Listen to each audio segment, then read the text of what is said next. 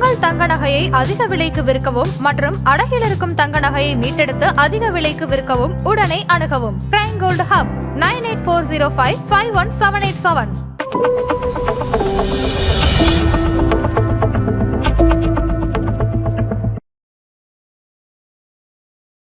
Wealth கிரியேஷனா என்ன sir? So wealth creation சிம்பிளாக சொன்னால் பணக்காரனா இருக்க போறீங்களா, பணக்காரனா வாழ போறீங்களா? இஎம்ஐன்றது ரொம்ப மோசமான ஒரு விஷயம். நீங்கள் எதுக்கு எடுக்கிறீங்கன்றது ஒரு நல்ல விஷயம். ஒரு ஹோம் லோன் எடுக்கிறீங்கன்னா இட்ஸ் ஓகே, ஏன்னா நம்ம கல்ச்சரை பொறுத்தவரைக்கும் ஒரு வீடு ஒன்று கண்டிப்பாக இருக்கும். பட் ஈவன் அதுவே கூட உங்கள் சேலரியில் எந்த லெவல் இருக்குன்னு பார்க்கணும். நான் வாங்குற சேலரியில் 70% இஎம்ஐ லோன் கட்ட போகிறேன்னா அப்புறம் நீங்கள் எப்படி வாழ போறீங்க? நீங்கள் 20 வருஷம் அந்த லோன் எடுத்துன்னு போயிடும். 20 வருஷம் முடியும்போது உங்கள் லைஃபும் முடிஞ்சிடும். அப்போ நீங்கள் அந்த லோன் கட்டியே உங்கள் லைஃப் முடிஞ்சிருச்சு. ஸோ சில அப்ஸ் அண்ட் டவுன்ஸ் எல்லாமே மார்க்கெட்டில் இருக்கும். இது முடிஞ்சா ஆப்பர்ச்சுனிட்டியாக யூஸ் பண்ணுங்க. when there is a correction, பணத்தை வச்சு இன்வெஸ்ட் பண்ணுங்க. ஃபுல்லாக புரிஞ்சுங்க, கோல்ட் ஜுவல்லரிஸ் எப்பவுமே இன்வெஸ்ட்மெண்ட் கிடையாது. And you will not make any money out of gold jewelleries. நீங்கள் வாங்கும் போதே அதில் 10% 12% கிட்ட சார்ஜஸ் எடுத்துக்கிறாங்க. திரும்ப கொடுக்க போகும்போது அதுக்கு ஒரு டிஸ்கவுண்ட் போட்டுக்கிறாங்க. இப்போ கோல்டோட ரிட்டர்ன் ஃபுல்லாகவே அந்த ஜுவல்லரி ஷாப் ஓனர் தான் என்ஜாய் பண்ணுற மாதிரி இருக்குமே, நீங்கள் எடுத்துக்க மாட்டீங்க. 10 வருஷம் 15 வருஷம் ரிட்டர்னை பார்க்கும்போது வேற எந்த ப்ராடக்ட்டுமே ஈவன் இன்னைக்கு கோல்டும் சில்வரும் கூட ஈக்விட்டி பக்கத்தில் வராது. ஆனால் ஒரு விஷயம் எல்லாம் மைண்டில் வச்சுங்க, வெல்த் கிரியேஷன் ஈக்விட்டி மட்டுமே வச்சு வரணுன்ற அவசியம் இல்லை. ஆனால் ஈக்விட்டி இல்லாமல் வராது. வித்தவுட் ஈக்விட்டி வெல்த் கிரியேஷன் பெருசாக இருக்காது.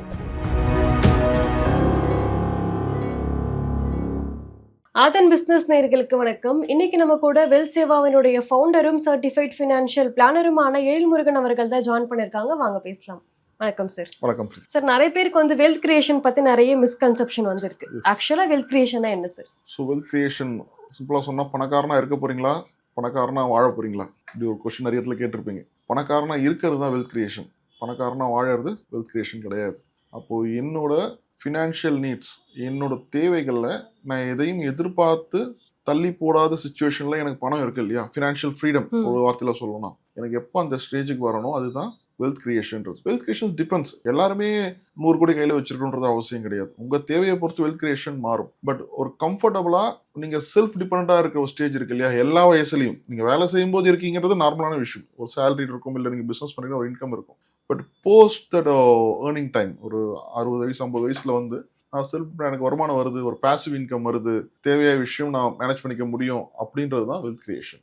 நீங்க சொன்ன மாதிரி பணக்காரனா இருக்கணும், பணக்காரனா வாழக்கூடாது அப்படின்னு சொல்லி. அப்ப நிறைய இப்ப பாத்தீங்கன்னா கூட இஎம்ஐ எடுக்கிறது, இஎம்ஐல வீடு வாங்குறது, போன் வாங்குறது, இப்படிதானே சார் போயிட்டு இருக்கு. நிறைய பேருக்கு வெல்த் கிரியேஷன் என்னன்னே தெரிய மாட்டேங்குது இல்லையா? இல்லை, ஏன்னா எல்லாமே ஒரு ஒரு ஷார்ட் டேர்ம் கோல், ஒரு ஷார்ட்கட்ல பெரும்பாலும் ஒரு மென்டாலிட்டி வந்துருச்சு.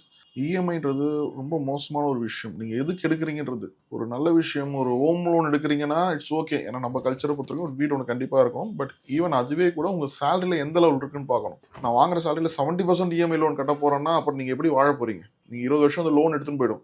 20 வருஷம் முடியும்போது உங்கள் லைஃபும் முடிஞ்சிடும். அப்போ நீங்கள் அந்த லோன் கட்டியே உங்கள் லைஃப் முடிஞ்சிருச்சு. பட் அதை கூட அக்செப்ட் பண்ணிக்கலாம். பட் இன்னைக்கு ரேஞ்சில் பார்த்தீங்கன்னா இந்த லக்ஸுரிஸ்க்காக இஎம்ஐ எடுக்கிற விஷயம், ஒரு ஃபோன் வாங்கணும் இஎம்ஐ, ஒரு ஃப்ரிட்ஜ் வாங்கணும், ஏசி வாங்கணும், இல்லை வீட்டில் ஒரு ஸ்மார்ட் டிவி, நான் 60 இன்ச்சில் டிவி வாங்கி வைக்கிறேன், அதுக்கு ஒரு இஎம்ஐ. இதெல்லாம் அவசியமான விஷயமா நம்ம தான் யோசிக்கணும். இதெல்லாம் இப்போ எங்கள் டிவியோ இந்த ஃபோனோ உங்களுக்கு சொந்தமாக பணம் இருந்து அலே வாங்குறது தேவையை பொறுத்து தான். பணம் இருந்தாலே நீங்கள் வாங்க மாட்டது அவசியம் கிடையாது. உங்கள் தேவை இருந்தால் வாங்க. அதர்வைஸ் இது ஒரு ஐஃபோன் வாங்கி நான் வச்சுக்கிறதாலையோ, இல்லை ஒரு 1 லட்ச ரூபா ஃபோன் வாங்கி நான் யூஸ் பண்ணுறதாலையோ என்ன பர்பஸ்க்கு நான் யூஸ் பண்ண போறேன்? முக்கியமான கேள்வி. நாட் தட் நான் டேபிள் மேல அதை கவுத்து வச்சு என்னோட பிராண்டை மற்றவனுக்கு காட்டணுன்றது அவசியம் இல்லை. யாரும் அதை கவனிக்கிறதும் இல்லை. ஒரு விஷயம் நல்லா புரிஞ்சுங்க, உலகம் உங்களை பார்க்கல, நீங்க தான் நினைச்சுக்கிறீங்க உலகம் உங்களே பார்த்துட்டு இருக்குன்னு. அப்போ தேவையானதை செலவு பண்ணணும் கையில இருக்க பணத்துல. அப்படி பணம் இல்லைன்னா அதை ரெஸ்ட்ரிக்ட் பண்ணுங்க. இஎம்ஐ வாங்கி பண்றோம்னா இது நம்மளே தலைகீழ குதிக்கிற மாதிரி தான் மேல இருந்து. ஸோ அந்த தெளிவு இன்னைக்கு ரொம்ப பேத்தட்டிக்கான சிச்சுவேஷன்ல இருக்கு உண்மையிலே. ஓகே, இப்போ லாங் டேர்ம் வெல்த் இப்போ அந்த இன்ஃப்ளேஷனோ இல்லை மார்க்கெட் வாலட்டிலிட்டி எப்படி சார் அஃபெக்ட் பண்ணுது? சில விஷயங்கள் நிதர்சனமானது. மார்க்கெட் வாலட்டிலிட்டின்றது இன்னைக்கு நேற்று இல்லை, எல்லா காலத்துலையுமே இருக்கும். விலைவாசி ஏற்றன்றதும் எல்லா காலத்துலையும் இருக்கும். நம்மளும் எல்லா காலத்துலையும் இருக்க தான் போகிறோம். மனிதனும் எல்லா காலத்தையும் இருந்து தான் வராங்க. ஸோ சில அப்ஸ் அண்ட் டவுன்ஸ் எல்லாமே மார்க்கெட்டில் இருக்கும். இது முடிஞ்சா ஆப்பர்ச்சுனிட்டியாக யூஸ் பண்ணுங்க. when there is a correction, பணத்தை வச்சு இன்வெஸ்ட் பண்ணுங்க. இல்லை எனக்கு அந்த பணத்தில் இன்வெஸ்ட் பண்ணுறதுக்கு பணம் இல்லை அந்த மாதிரி சமயத்தில் அப்படின்னா ரொம்ப சிம்பிளாக பி டிசிப்ளின். நான் ஒரு மாதம் ஒரு அமௌண்ட் இன்வெஸ்ட் பண்ணுறேன்னு ஒதுக்கிட்டீங்களா, அதை இன்வெஸ்ட் பண்ணிகிட்டே இருங்க. மார்க்கெட் நல்லா புரிஞ்சுங்க, எந்த ப்ராடக்ட்டில் நீங்கள் இன்வெஸ்ட் பண்ணுறீங்கன்றது முக்கியம் இல்லை, நீங்கள் எவ்வளோ டிசிப்ளினாக இன்வெஸ்ட் பண்ணுறீங்கன்றது தான் முக்கியம். நீங்க எவ்வளவு சூப்பர் ப்ராடக்ட்லயுமே நான் ஒரு நாள் போடுவேன் ஒரு நாள் போட மாட்டேன் இப்படி போனீங்கன்னா that will not take you to இந்த வெல்த் கிரியேஷன்ற அந்த டெஸ்டினேஷனுக்கு எடுத்தும் போகாது. பட் நீங்க ப்ராடக்ட்டை செகண்டரியா வச்சு நான் இன்வெஸ்ட் பண்றதா முக்கியம், தட் மீன் டிசிப்ளினா நான் இன்வெஸ்ட் பண்ண போறேன், என்ன நடந்தாலும் மாசம் ஒரு 5000 ரூபாய் எடுத்து போட்டுருவேன், அப்படி போட்டுன்னு வரும்போது தான் over the long term you will get a better wealth. அப்போ இது என்னன்னா இந்த பவர் ஆஃப் காம்பவுண்ட். இப்போ ப்ராடக்ட் வைஸ் இந்த வெல்த் கிரியேஷன்ல பார்க்கும்போது ப்ராடக்டா நான் போடுற பணமா இல்லை உங்க அட்வைசரா இல்லை நீங்களா இதெல்லாம் வச்சு பார்க்கறதோட டிசிப்ளினும் பவர் ஆஃப் காம்பவுண்டும் தான் ஹீரோ. மற்ற விஷயங்கள்லாம் அதுக்கு சப்போர்ட் பண்றது தான். ஓகே, இப்போ இன்வெஸ்ட்மெண்ட் வந்து டைவர்சிஃபிகேஷன் ரொம்பவே இம்பார்ட்டண்டா இருக்கு. ஸோ டைவர்சிஃபிகேஷன் நிறைய பேர் தப்பா புரிஞ்சுக்கிறாங்க. என்னன்னா ரியல் எஸ்டேட்ல ஒரு 30% போட்டலாம், நம்ம இஷ்டத்துக்கு ஒரு வீடுனா போதாது 2-3 வீடு கூட வாங்கி வாடகை விட்டுக்கலாம் அப்படின்ற மாதிரி ஒரு ஐடியா. நீ 30% கோல்ட்ல மீதினால ஈக்விட்டியோ மியூச்சுவல் ஃபண்ட் அப்படி வேணா பாத்துக்கலாம்னு சொல்லிட்டு. ஸோ டைவர்சிஃபிகேஷன் ஆக்சுவலா என்ன சார், எப்படி புரிஞ்சுக்கிறாங்க இப்போ ரீசன்ட்? டைவர்சிஃபிகேஷன்ன்றது என்னன்னா இப்போ பழைய மென்டாலிட்டி, ஒரு 2 வீடு வாங்கலாம் 3 வீடு வாங்கலாம். நல்லா யோசிச்சு பாருங்க, நீங்க வாங்குற வீட்டுல வர ரெண்டல் இன்கம்ன்றது ஜஸ்ட் ஒரு 2% கூட ஈல்டு வராது. நீங்க 1 கோடி ரூபாய்க்கு ஒரு வீடு வாங்குறீங்கன்னா அந்த வீட்டுல இருந்து 2 லட்சம் இன்ட்ரெஸ்ட் நீங்க ரெண்ட் வரும்னு நினைக்கிறீங்களா? அந்த அளவு வராது. பட் இந்த 1 crore course there is a property appreciation இருக்குது. ஆனா என்ன ஆகுது, நீங்க போய் எல்லாமே லாக் பண்றீங்க. உங்க எல்லாம் 1 கோடி ரூபாய் ஒரு வீடு வாங்கிட்டீங்க, நாளைக்கு ஒரு 5 லட்சம் என்ன பண்ணுவீங்க? வீட்டை விற்கவும் முடியும், இல்லை விற்கணும்னு நினைச்சாலும் உடனே விற்க முடியாது. வீடு வாங்குறது நல்ல ஐடியா, பட் இது சொந்த காசாக இருக்கணும். இல்லை நீங்கள் தங்கறதுக்காக வாங்குற முதல் வீடாக இருக்கா, கடன் வாங்கி கூட வாங்கிக்கோங்க, தப்பு கிடையாது. பட் அதுக்கு அடுத்த இதுன்னு பார்க்கும்போது இந்த கோல்டு அப்படின்னு பார்க்கும்போது என்ன பண்ண, பெரும்பாலும் எல்லாமே இந்த கோல்டு ஜுவல்லரிஸ் போய் தான் வாங்கணும். நல்லா புரிஞ்சுங்க, கோல்டு ஜுவல்லரிஸ் எப்பவுமே இன்வெஸ்ட்மெண்ட் கிடையாது. And you will not make any money out of gold jewelleries. நீங்கள் வாங்கும்போது அதில் 10% 12% கிட்ட சார்ஜஸ் எடுத்துக்கிறாங்க. திரும்ப கொடுக்க போகும்போது அதுக்கு ஒரு டிஸ்கவுண்ட் போட்டுக்கிறாங்க. இப்போ கோல்டோட ரிட்டர்ன் ஃபுல்லாகவே வந்து அந்த ஜுவல்லரி ஷாப் ஓனர் தான் என்ஜாய் பண்ணுற மாதிரி இருக்கிற மாதிரி நீங்கள் எடுத்துக்க மாட்டீங்க. இது ஒரு old mentality. Gold is all மண்ணுலையும் பொண்ணுலையும் போட்டால் வீணாக மாட்டோம் அப்படின்னு சொல்லுது. இட்ஸ் ஃபைன், பட் அன்னைக்கு டேட்டில் அது சொல்லும்போது வேறு ப்ராடக்ட்லாம் எதுவுமே கிடையாது. அண்ட் ப்ளஸ் இது ரெண்டுமே நம்ம அப்புறம் யோசிக்கிறதால எப்பவுமே ஈக்குவிட்டியை பார்க்கும்போது எல்லாருமே ஒரு மாதிரி ஒரு ஏதாவது ஏமாத்திருவானான்ற மாதிரி பார்க்குறாங்க, பயத்தோடய பார்க்குறாங்க. இந்த ஈக்குவிட்டி நம்மள ஏதாவது பண்ணிட்டோம். நீங்கள் சுற்றி இருக்க எல்லா விஷயம் ஈக்குவிட்டி என்ன வியாபாரம், ரொம்ப சிம்பிளாக இந்த இங்கிலீஷ் வார்த்தையெல்லாம் விட்டுட்டு ஒரு வியாபாரம் பண்றவரு எந்த நம்பிக்கையில் வியாபாரம் ஆரம்பிக்கிறாரு, அது நல்லா வரும்னு நினைச்சு தான் ஆரம்பிக்கிறாரு. நீங்க உங்களை சுத்தி இருக்க உங்களுக்கு தெரிஞ்சவங்க பண்ற வியாபாரத்துல எத்தனை பேர் ஃபெயிலியர் ஆயிருக்காங்க, எத்தனை பேர் சக்சஸ் ஆயிருக்காங்க? பெரும்பாலும் சக்சஸ் ஆன ரேஷியோ தான் இருக்கும். அது சின்ன கடையாக கூட இருக்கட்டும். வீட்டு பக்கத்துல ஒரு பொட்டிக்கிற ஒருத்தர் இருக்கிறாருன்னா அவர் சம்பாதிக்கிறாரா, அவர் லைஃப் அப்போ அந்த பிசினஸ் நடக்குது. இந்த பிசினஸ்ல நீங்க போடுற பணம் தான் ஈக்குவிட்டி நம்ம சொல்லிக்கிறோம்.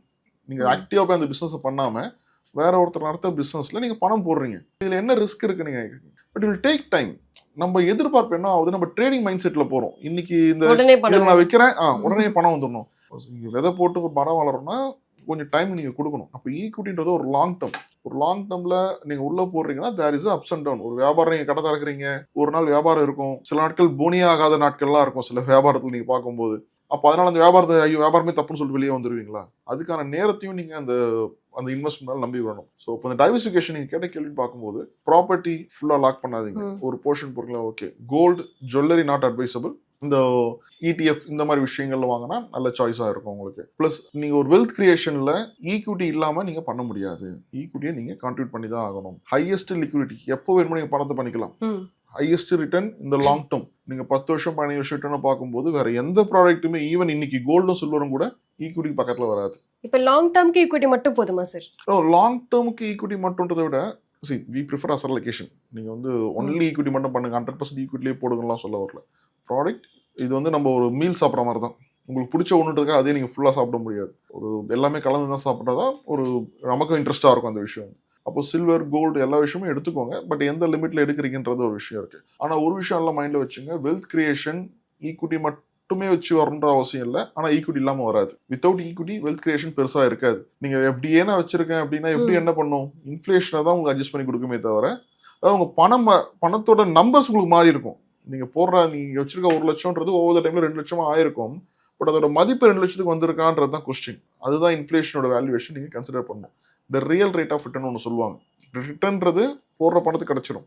ரியல் ரேட் ஆஃப் ரிட்டர்ன்றது இந்த விலைவாசியெல்லாம் தாண்டி போய் உங்களுக்கு ஒரு லாபம் இருக்கா, அந்த விஷயம் இருக்கான்றதை நீங்கள் கன்சிடர் பண்ணணும். இப்போ லாங் டேர்ம்ல வந்து இன்வெஸ்ட்மெண்ட், லாங் டேர்ம் வெல்த்தையும் இந்த எமோஷன்ஸ் வந்து எந்த அளவுக்கு சார் அஃபெக்ட் பண்ணுது? இல்லை, இது ஒரு சரியான புரிதல் வந்துட்டா இது கண்டினியூ ஆகிடும். பட் அந்த புரிதல் வரதுக்கு கொஞ்சம் டைம் எடுத்துக்குது. ஒரு சின்ன வயசுல பார்க்கும்போது எல்லாருமே என்ன பண்றாங்க, 25 வயசுல வேலைக்கு போய் சேலரி வந்தோடனே இன்வெஸ்ட் பண்றாங்க.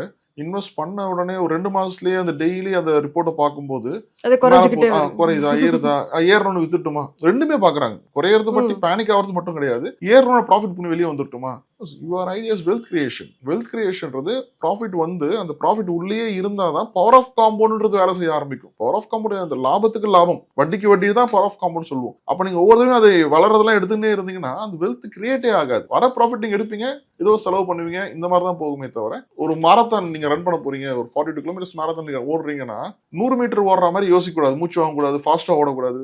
பொறுமையா ரிலாக்ஸா நீங்க ஓடினாதான் அந்த வெல்த் கிரியேஷன்ற இடத்துக்கு வந்து சேர முடியும். அந்த பொறுமை தான் இருக்க மாட்டேங்குதுல்ல சார். ஒரு பணம் போட்டவொடனே மியூச்சுவல் ஃபண்ட்னா முதல்ல கேட்டுடுறாங்க 5 வருஷமா, 5 வருஷத்துக்கு மேல முடியாது, 5 இயர்ஸ்க்குள்ள எவ்வளவு அமௌண்ட் வரும். இல்ல ஏன்னா இந்த பெரும்பாலும் இந்த ட்ரேடிங் மைண்ட் செட்டும் ஃபினான்ஷியல் பிளானிங்க்கும் இந்த வித்தியாசம் தெரியாம ஒன்னா கிளப் பண்ணிடுறாங்க. ஏன் எங்ககிட்டயே பேசுவாங்க, சில இதெல்லாம் பேசும்போது சார் ஏதாவது டிப்ஸ் என்ன ஷேர் வாங்கலாம் சார், டிப்ஸ் கொடுத்தலாம் ஷேர் வாங்க முடியாது. ஈவன் நான் ஒருத்தர்கிட்ட சொல்லியிருக்கேன், சார் நீங்க இந்த மாதிரி டிப்ஸ் வாங்கி தான் ஷேர் வாங்கணும், நான் ஒரே ஒரு டிப்ஸ் கொடுக்குறேன், மார்க்கெட்ல தயவு செய்து இன்வெஸ்ட் பண்ணாதீங்க. ஏன்னா நீங்க இன்வெஸ்ட் பண்ணி லாஸ் ஆகுறது இல்லாம உங்களை பார்த்து ஒரு 4 பேர் இன்வெஸ்ட் பண்ணி அவங்க லாஸ் ஆவாங்க, நீங்க எல்லாம் லாஸ் ஆகி வெளியே போய் மார்க்கெட் எதுவும் தப்புன்ற மாதிரி பேச ஆரம்பிச்சிருக்கீங்க. ஸோ மார்க்கெட் நல்லதான் இருக்கு, சரியான புரிதலோட உள்ள வாங்க. இது வந்து ஒரு சைக்கிள், ஒரு அப்ஸ் அண்ட் டவுன் இருக்கும் இந்த மியூச்சுவல் ஃபண்டுக்குள்ள நீங்க வரும்போது. இன்னொன்று ட்ரேடிங்கா ஃபினான்ஷியல் பிளானிங்கா, இந்த 2 விஷயத்துக்கான டிஃபரன்ஷியேட் ஒழுங்கா புரிஞ்சுக்கோங்க. ட்ரேடிங்ல நீங்க பண்றீங்க, அதெல்லாம் மெனி ட்ரேடர்ஸ் இந்த மார்க்கெட், பட் நீங்க அது பண்றீங்கன்னா நீங்க அது எக்ஸ்பர்ட்டா இருங்க, இல்ல நீங்க அதை ஃபண்டமெண்டல்லாம் தெரிஞ்சுட்டு நீங்க உள்ள போட்டு பண்றீங்க, இட்ஸ் டிஃபரன்ஸ் ஸ்டோரி. நம்ம அதை பத்தி பேச வேண்டாம், அது வேற கேட்டகரி. பட் இந்த ஃபினான்ஷியல் பிளானிங் வரீங்கன்னா டெய்லி ப்ராஃபிட்டை பார்க்கணும் நினைக்காதீங்க. ஒரு உங்களுக்கு அந்த ரிப்போர்ட் வந்து டெய்லி எடுத்து பார்த்து வாரத்துக்கு ஒருத்தவங்க மாற்றம்லாம் ஒன்றும் வராது, அப்ஸ் அண்ட் டவுன் காட்டும். அதை வச்சு நீங்க ஒன்றும் பண்ண போறது இல்லை. It's like taking your BP report or heart beat நீங்க பாக்குற மாதிரி தான் ஸ்மார்ட் வாட்ச்ல பார்த்துனே இருந்தீங்கன்னா டெய்லி ஒவ்வொரு நிமிஷம் ஒவ்வொரு ஹார்ட் பீட் காட்டும். அப்போ இதெல்லாம் பார்த்து நான் டென்ஷன் ஆகனா. ஸோ ஒரு டைம் விடுங்க, லாங் டேர்ம்ல இட்ஸ் ஒர்க் அவுட். ரொம்ப சிம்பிளா எடுத்துங்க, 10 வருஷம் முன்னாடி கோல்ட் ரேட் என்ன இருந்தது, இன்னைக்கு என்ன இருக்கு? இல்ல 10 வருஷம் முன்னாடி ஒரு விலைவாசி எடுத்துங்க, ஒரு பைக் ரேட் எவ்வளவு இருந்தது, இன்னைக்கு ஒரு பைக் எவ்வளவு இருக்கு? அப்போ நீங்க ஒரு எக்ஸாம்பிள் சொல்லுவோம், ராயல் என்ஃபீல்டு ஹைஷர் மோட்டார்ஸ் 2006-7 டைம்ல வந்து 1 லட்சம் ரூபாய் சம்திங் வித்து இருந்தது. இன்னைக்கு 1 லட்சம் கொடுத்து அந்த பைக்கை வாங்கியிருந்தீங்கன்னா இன்னைக்கு எவ்வளவு விற்க முடியும்? அந்த பைக்கை ஒரு 30,000 வித்தீங்கன்னா பெரிய விஷயம். வேற நீங்க 1 லேக் கொடுத்து ஹைஷர் மோட்டார்ஸ் ஷேர்ஸை வாங்கியிருந்தீங்கன்னா அன்னைக்கு டேட்ல இன்னைக்கு க்ரோஸ் அண்ட் க்ரோஸ். அதே 1 லட்சம் கொடுத்து நான் பைக் வாங்காம அந்த கம்பெனியோட ஷேரை வாங்கியிருந்தீங்கன்னா இன்னைக்கு கோடிக்கணக்கில் இருந்திருக்கும் அந்த 1 லட்சம் மதிப்பு. ஸோ அப்போ அந்த இன்வெஸ்ட்மெண்ட்ன்றது எப்பயுமே ஒர்க் அவுட் ஆகும். ஆனா 2006 25 வரைக்கும் யோசிச்சு பாருங்க, கிட்டத்தட்ட 20-19 வருஷம் டைம்ல ஐஷர் மோட்டார்ஸ் பல தூரம் மேலே போயிருக்கும், கீழே வந்திருக்கும். நீங்க பொறுமையா சீட்டை டைட்டா பிடிச்சுன்னு உட்காந்துட்டு இருந்தீங்கன்னாவே you will get a better return. நீங்க சொன்ன மாதிரி இந்த பைக்கை வாங்குறதுக்கு பதில் இந்த ஷேர் வந்து அதிகமா போயிருக்கும். நிறைய பேருக்கு வந்து பைக் வாங்குறதுக்கு கூட அவ்வளவு கொஸ்டின்ஸ் வந்து பண்ண மாட்டாங்க. பைக்கோ கார் வாங்குறதுக்கு கூட கொஸ்டின்ஸ் பண்ண மாட்டாங்க. ஆனா ஒரு ஷேரோ இன்வெஸ்ட்மெண்ட்குள்ளேயே போகும்போது ரிட்டர்ன்ஸ் கொடுக்குமா, இல்ல கம்பெனி இழுத்து மூடிட்டு போயிருவாங்களா, இப்படின்ற மாதிரி நிறைய கொஸ்டின்ஸ் வந்து இருக்குது. ஒரு கிளைண்ட் என்னங்களே கேட்டாரு, சார் நீங்க கம்பெனி மூட்டா என்னங்க பண்ணுவாரு, டேரக்டா எங்களை பார்த்து கேட்டாரு. சார் நாங்க இருக்கோம் இல்லைன்ற விஷயம் கிடையாது சார். உங்களுக்கு ஒரு இன்வெஸ்ட்மெண்ட் பண்றீங்கன்னா இது வந்து கொஞ்சம் ஒரு ஈகிள் வியூல தான் நீங்க பார்க்கணும். நீங்க பக்கத்துல இருந்து பாத்தீங்கன்னா உங்களுக்கு கண்ணுக்கு தெரியாது. இந்த ஈகிள் வியூன்றது நீங்க நல்லா மேல போயிட்டு ஓகே இந்த விஷயம் வந்து இதுதான் இருக்கு, இது அப்ஸ் அண்ட் டவுன் இவ்வளவு இருக்கு, நல்லது கெட்டது எல்லாம் எந்த ஒரு விஷயத்துலயுமே நல்லது கெட்டதுன்னு இருக்கும் சார். 100 சாரி. அப்போ எல்லாமே உங்களுக்கு கரெக்டா இருக்கணும், பெர்ஃபெக்டா இருக்கணும் நடக்காது. நீங்க எழுந்து ஆஃபீஸ் போறீங்க, டெய்லியுமே சரியான நேரத்துக்கு ஆஃபீஸ் போயிட முடியுமா உங்களால? கரெக்டான நேரத்துக்கு பைக் எடுத்து போயிடுதா? ஏதாவது பிரச்சனைகள் வரதான் செய்யும். இந்த அக்செப்டன்ஸ் மார்க்கெட்லயும் இருக்கு. ஃபினான்ஷியல் பிளானிங் பண்ணும்போது அதுலயும் இந்த அப்ஸ் அண்ட் டவுன்லாம் வரும் உங்களுக்கு. நீங்க ஷார்ட் டேர்ம்ன்ற மைண்ட் செட் எடுத்துட்டு நான் என்ன ஆனாலும் பரவாயில்ல அடுத்த 10 வருஷம் நான் பணத்தை போடுவேன், அந்த ஒரு முடிவு மட்டும் எடுங்க, வேற எதுவுமே வேண்டாம். நீங்க ரொம்ப மார்க்கெட்லாம் பார்க்க வேண்டாம், ரொம்ப டெக்னிக்கல்ஸ் பார்க்க வேண்டாம், நியூஸ் பேப்பர் டெய்லி படிச்சு மார்க்கெட் மாற்ற வேண்டாம். ஒரு நல்ல அட்வைசர் வழியாவோ இல்ல நீங்களாவோ ரிசர்ச் பண்ணி ஒரு நல்ல ஃபண்டை சூஸ் பண்ணிட்டு ஒரு பிக்சர் அமௌண்ட் பண்ணிட்டீங்களா, நீங்க அமௌண்ட் ஏத்துறது கூட ரெண்டாவது. நாங்க என்ன பொதுவாக என்ன சொல்லுவோம், ஃபினான்ஷியல் பிளானிங்ல நீங்க ஒவ்வொரு வருஷமும் விலைவாசி ஏறும்போது அமௌண்ட் இன்க்ரீஸ் பண்ணுங்கன்னு சொல்லுவோம். நீங்க அதெல்லாம் கூட ரெண்டாவது. ஒரு அமௌண்ட்டை ஃபிக்ஸ் பண்ணி ஒரு 10 வருஷத்துக்கு என்ன ஆனாலுமே நான் இது பண்ணுவேன்னு நினைச்சுவாங்க. You will make money, 100% money. Okay, நீங்க சொன்ன மாதிரி அமௌண்ட் வந்து டாப் அப் பண்றது. இப்போ வந்து ஒரு பர்சனால வந்து ஒரு 5,000 இன்வெஸ்ட் பண்ண முடியும்னா அவங்க 5,000 போடுறது கிடையாது, 1,000 மட்டும் போறேன், ட்ரையலுக்கு பாக்குறேன், கம்ஃபர்டபிள். எஸ், ட்ரையல் பார்த்துட்டு அதுக்கு ரிஸ்க் ஏதாச்சும் நிறைய ரிஸ்க் வந்து இதுல பாக்குறாங்க. சோ உண்மையிலேயே மியூச்சுவல் ஃபண்ட் எந்த அளவுக்கு சார் ரிஸ்க் இருக்கு? ரிஸ்க்னா இது எண்ட் ஆஃப் தி டே இது மார்க்கெட் தான் பிரீத்தி. That is ups. இது ஒரு பிசினஸ் பண்ற மாதிரி தான். சில நாட்கள்ல உங்க பிசினஸ் ரொம்ப சூப்பரா இருக்கும், சில நாட்கள் நான் பண்ற பிசினஸ்ல முதல்ல சொன்ன மாதிரி போனி ஆகாத நாட்கள் இருக்கும், சில நாட்கள் ஆவரேஜா இருக்கும். இது எல்லாமே கலந்ததுதான் பிசினஸ்ன்றது. இப்போ நம்ம ஒரு டெக்ஸ்டைல் பிசினஸ் எடுத்துங்க, தீபாவளி அப்போ பொங்கல் அப்போ ஃபுல் பீக்ல இருப்பாங்க, வருஷம் ஃபுல்லா அவங்க சேல்ஸ் பண்ணிட்டு இருப்பாங்க, சேல்ஸ் நடக்கும், பட் ரொம்ப ஆவரேஜா இருக்கும். சம்டைம் அங்க இருக்க எம்ப்ளாயிஸ்க்கு சேலரி வரவு கூட இருக்காது, பட் அதுக்காக நான் பிசினஸ் நடத்த மாட்டேன்னீங்கன்னா தீபாவளிக்கும் பொங்கலுக்கும் நடக்கிற அந்த ஜாக்பால் சேலை நீங்க எடுக்க முடியாது. அப்போ மார்க்கெட்டும் அதே விஷயம் தான். இதுல அப்ஸ் அண்ட் டவுன் இருக்கும். இது ஒண்ணு இந்த ஃபண்டமெண்டல புரிஞ்சுக்கோங்க. அப்படி இதை புரிஞ்சுக்கலன்னா ஒரு ப்ராடரா அக்செப்ட் பண்ணுங்க இந்த விஷயத்தை. வந்து மார்க்கெட் இப்படிதான் இருக்க போகுது. இது உங்களோட விலைவாசி கூட கம்பேர் பண்ணி வந்து ரொம்ப டெக்னிக்கலா வேற ஒரு ஜார்கன் மாதிரி பார்க்காதீங்க. உங்களை நீங்க யூஸ் பண்ற பொருளை வச்சு இந்த ஐடியா விடுங்க. 20 வருஷத்துக்கு முன்னாடி இந்த சோப் ரேட் எப்பவும் இருக்கு. அப்போ கம்பெனி ரேட் விலைவாசி ஏறி இருக்கு. அப்போ அது ஷேர் பிரைஸும் மேலே போயிருக்கும். அப்போ அந்த ஷேர் நீங்க வாங்கி வச்சிருந்தீங்கன்னா உங்களுக்கு அதுல லாபமும் இருந்திருக்கும். இது ஒரு லாங் டேர்ம் ப்ராசஸ். இன்னொரு விஷயம் வந்து இந்த இன்வெஸ்ட்மெண்ட் ஒரு நாட் டேஞ்சபிள். நீங்க மற்ற பொருளோ ஒரு பைக் ஏன் 1 லட்சம் ரெடியா வாங்கிக்கிறேன்னா அது எனக்கு கண்ணுக்கு எதிரில் தெரியுது, அந்த பொருளை வாங்கி நான் யூஸ் பண்ண முடியுது. பட் 1 லட்சம் நீங்க இன்வெஸ்ட் பண்ணும்போது இந்த மென்டாலிட்டி எப்படி இருக்கு, நம்ம யாருக்கும் பணத்தை கொடுத்துடுறோம் அப்படின்ற ஒரு மென்டாலிட்டி நிறைய பேர்கிட்ட இருக்கு. சார் நீங்க யாருக்கும் கொடுக்கல, இது உங்களுக்காக நீங்க தான் எடுத்து வைக்கிறீங்க. இன்னொன்று நம்ம வீட்டுல நிறைய பெண்களை பார்ப்பாங்க, வீட்டிலே பணத்தை எடுத்து வச்சுப்பாங்க. அது இன்வெஸ்ட் பண்ணா சேவிங்ஸ்ன்ற பேர்ல அது என் கண்ணு முன்னாடி இருக்கணும். அந்த பணம் வந்து நான் பார்த்தா எனக்கு ஒரு சந்தோஷம். நீங்க பார்த்தா சந்தோஷம் லைட்டா மாத்தி ஸ்டேட்மெண்ட்ல பார்த்து சந்தோஷம் அடைஞ்சுக்கோங்க. மார்க்கெட்ல இன்வெஸ்ட் பண்ணுங்க. ஒரு ஈக்விட்டி மார்க்கெட் இல்லை, நீங்க ஒரு டைவர்சிஃபை பண்ணுங்க. ஒரு கோல்டு ETF வாங்க, சில்வர் ETF பண்ணலாம். இப்போ கொஞ்சம் பீக்கா இருக்கு, கொஞ்சம் நேரம் பார்த்து இன்வெஸ்ட் பண்ணிக்கோங்க. ஸோ ஒரு மிக்ஸ்அப் பண்ணி FD கொஞ்சம் வச்சுக்கோங்க. உங்க இமிடியேட் கேஷ் கொஞ்சம். டைவர்சிஃபிகேஷன் என்ன, நீங்க முதல்ல கேட்ட கொஸ்டின்னா, டைவர்சிஃபிகேஷன் பார்க்கும்போது உங்களோட இமிடியேட் தேவைக்கு ஒரு பணம், ஒரு மீடியம் டேர்ம் கோல் ஒன்று அது ஒன்று இருக்கும்.